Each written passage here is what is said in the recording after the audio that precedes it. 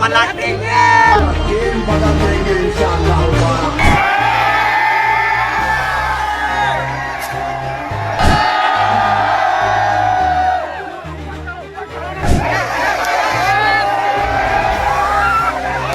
अच्छा सर, ये ओवैसी साहब आपको कैसे लगते हैं? बोले ये औरंगाबाद वाला बहुत बात करता है। अबे मैं उत्तर प्रदेश का हूँ, पटक दूंगा, पट्टी से बाहर निकल जाएगी, पता नहीं चलेगा कहाँ चला गया।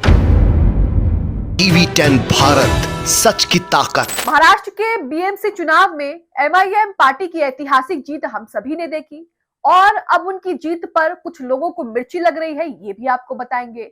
वहीं बड़ी खबर सामने आ रही है जिसमें कहा जा रहा है कि जो बीएमसी चुनाव हुए हैं उसमें कई कैंडिडेट जीते हैं, लेकिन इसी बीच आरएसएस के गढ़ में असदुद्दीन ओवैसी यानी कि एमआईएम पार्टी का कब्जा हो गया है। यानी कि आरएसएस के गढ़ में असदुद्दीन ओवैसी के पार्टी के कैंडिडेट वहां पर जीत गए हैं। अब आप सोच रहे होंगे कि कोई मुस्लिम ही जीता होगा, लेकिन वो भी नहीं।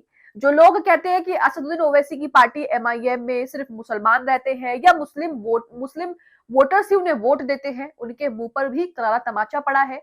क्योंकि ये जो आरएसएस का गढ़ है, जिसे आरएसएस का गढ़ कहा जाता है, उसमें जो कब्जा किया है एमआईएम पार्टी ने, जिस कैंडिडेट ने जीत हासिल की है वो एक हिंदू कैंडिडेट है, जिसके बाद एमआईएम पार्टी के कार्यकर्ता जो है वो जश्न मनाते नहीं थक रहे हैं। पूरे महाराष्ट्र में जमकर जश्न मनाया जा रहा है। बीएमसी चुनाव में जो ऐतिहासिक जीत एमआईएम पार्टी को मिली है, वहीं हाल ये है कि जो लोग पहले असदुद्दीन ओवैसी को जानते तक नहीं थे, वो आज कह रहे हैं कि ये देश के लिए खतरा है, उन्हें उनसे डर लग रहा है। यहाँ पर आप देख सकते हैं कि एमआईएम एक ऐसी पार्टी है जो बढ़ चढ़कर उभर कर सामने आ रही है। इसी के साथ क्या तमाम चीजें महाराष्ट्र बीएमसी चुनाव को लेकर कही जा रही हैं, असदुद्दीन ओवैसी की पार्टी ने, एमआईएम ने जो आरएसएस के गढ़ में कब्जा जमाया है, वो भी आपको बताएंगे। नमस्कार, आदाब, आप देख रहे हैं टीवी 10 भारत और मैं हूं आपके साथ मुनमुन रहमान। तो आप अपनी स्क्रीन पर जॉर्नो मिलर का ट्वीट देख रहे हैं जिसमें लिखा है कि महाराष्ट्र निकाय चुनाव, आरएसएस के गढ़ में असदुद्दीन ओवैसी को मिली बड़ी कामयाबी, 7 उम्मीदवार यहां पर जीत गए हैं। तो यहां आप देख सकते हैं कि एमआईएम ने महाराष्ट्र के बीएमसी चुनाव में भी झंडे जो है वो गाड़ दिए हैं, जीत का परचम लहरा दिया है। इसी के साथ तमाम आगे खबरों में जाने से पहले हम आपसे एक छोटी सी खास अपील करते हैं। स्वतंत्र पत्रकारिता के लिए आप हमें अपनी छोटी सी राशि देकर भी सहयोग कर सकते हैं। इस वीडियो में दिए गए क्यूआर कोड को आप स्कैन कर सकते हैं और इसी के साथ हमें अपना छोटा सा सहयोग दे सकते हैं ताकि हम ऐसी ही निष्पक्ष खबरें आप तक दिखाते रहें और आप तक पहुंचाते रहें। अब यहाँ पर जो जश्न मनाया जा रहा है, औरंगाबाद में जो है एमआईएम पार्टी जीती है और इसी के साथ यहाँ पर जो जश्न मनाया जा रहा है वो जश्न जरा आप देखिए।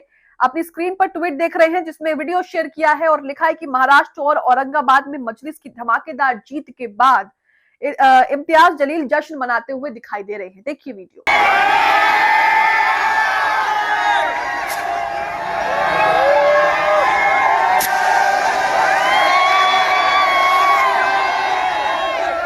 वहीं रिजवाना राजा ने भी एक वीडियो शेयर किया है जश्न का और इन्होंने कहा है कि 2027 में उत्तर प्रदेश में चुनाव है, तो उत्तर प्रदेश में भी आपको इसी तरह मजलिस को जो है जिताना है और उसका साथ देना है और अपने हक के लिए लड़ने वाले हमारे सदर जनाब असदुद्दीन ओवैसी साहब को भारी मतों से जिताना है। वो कहती हैं कि अब हमें कोई जरूरत नहीं है किसी साइकिल की या किसी के हाथ की या कमल की, अब बात होगी बराबरी की, बात होगी अपने हक की। 2027 में भी उत्तर प्रदेश में विधानसभा चुनाव है और असदुद्दीन ओवैसी की पार्टी पहले ही ऐलान कर चुकी है कि यूपी के चुनाव में वो बढ़ चढ़कर हिस्सा लेंगे और कई सीटों पर चुनाव लड़ेंगे।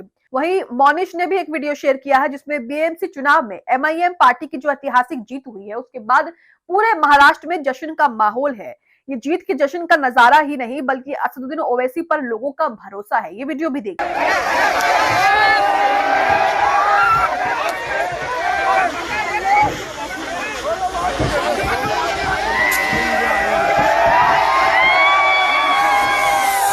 वहीं एक वीडियो मोहम्मद नसरुद्दीन ने भी शेयर किया है जिसमें कहा जा रहा है कि इम्तियाज जलील साहब तुम आगे बढ़ो, हम आपके साथ हैं। वीडियो आप अपनी स्क्रीन पर देख रहे होंगे कि किस तरह से जो है वो जश्न मनाया जा रहा है। अब यहाँ पर देखिए वो लोगों के मुंह पर करारा तमाचा मारा है एमआईएम ने, जो ये कहते हैं कि सिर्फ मुस्लिम ही इनको वोट देते हैं और मुस्लिम ही कैंडिडेट पार्टी में जो है वो यहाँ पर है। लेकिन यहाँ पर हिंदू प्रत्याशी भी है और उनकी जीत भी होती है और उन्हें जो वोट देने वाले हैं वो भी मिली जुली जो है धर्मों के लोग होते हैं। यहाँ पर तस्वीर शेयर की है काका साहेब की। आपको बता दें कि औरंगाबाद में हिंदू प्रत्याशी काका साहेब काकड़े भी चुनाव जीतकर नगर सेवक बन चुके हैं। ट्वीट में यह भी लिखा है कि ओवैसी की पार्टी एमआईएम केवल मुसलमानों को टिकट देती है, इस तरह के लोग बात करते हैं, लेकिन उनके मुंह पर काका साहेब की जीत ने करारा तमाचा मारा है। इसी के साथ ओवैसी की पार्टी से कई मुस्लिम लीडर्स जो हैं, कई युवा महिला नेता खड़ी हुई थी, जिसके बाद उन्हें जीत भी हासिल हुई है। यहाँ पे लिखा है कि मुस्लिम समाज की नई और निडर युवा पीढ़ी अब नेतृत्व की भूमिका में सामने आ रही है। मुस्लिम समाज की नई निडर और आत्मविश्वासी युवा पीढ़ी अब राजनीति और जनसेवा की कमान संभाल रही है। खैरुनिशा, अकबर हुसैन, मार्जिया पठान खान और सहर यूनुस शेख जैसी युवा मुस्लिम महिलाओं ने बीएमसी चुनाव में ये साबित कर दिया है कि नेतृत्व किसी की दया या मंजूरी से नहीं, बल्कि हौसले और काबिलियत से मिलता है। यह युवा मुस्लिम महिलाएं दूसरों के हक के लिए न सिर्फ लड़ती हैं, बल्कि अपने हक और समाज की बेहतरी के लिए मजबूती से खड़ी हैं।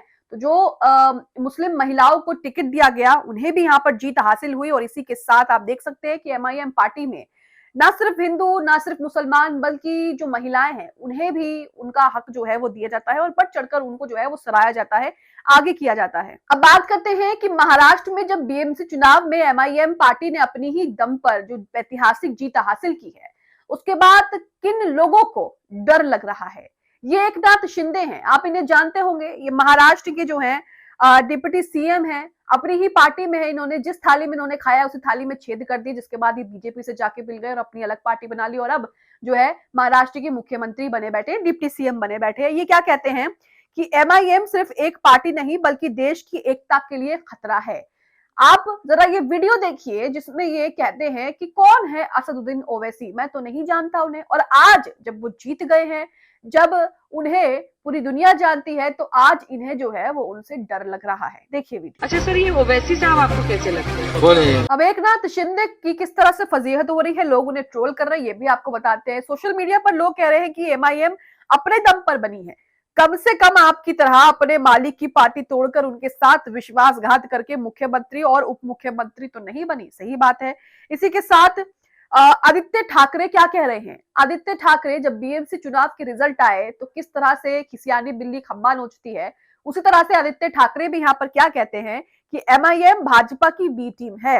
जहां जहां भाजपा हारने लगती है, एक पाकिस्तान, बांग्लादेश दूसरा एमआईएम को लाती है। तो यहाँ पर आप देख रहे हैं कि जीत से मिर्ची भी लग रही है। शम्स एमआईएम ने कहा है कि सांप का बच्चा बोल रहा है कि मैं सांप का बच्चा नहीं हूं, तुम वोट के खातिर कुछ भी बोल लो, लेकिन तेरे दादा तेरे बाप की मुसलमानों के लिए नफरत, अपनी बाबरी मस्जिद की शहादत हम कभी नहीं भूल सकते। अभी तुम बैरिस्टर साहब के सामने सियासत में बच्चे हो।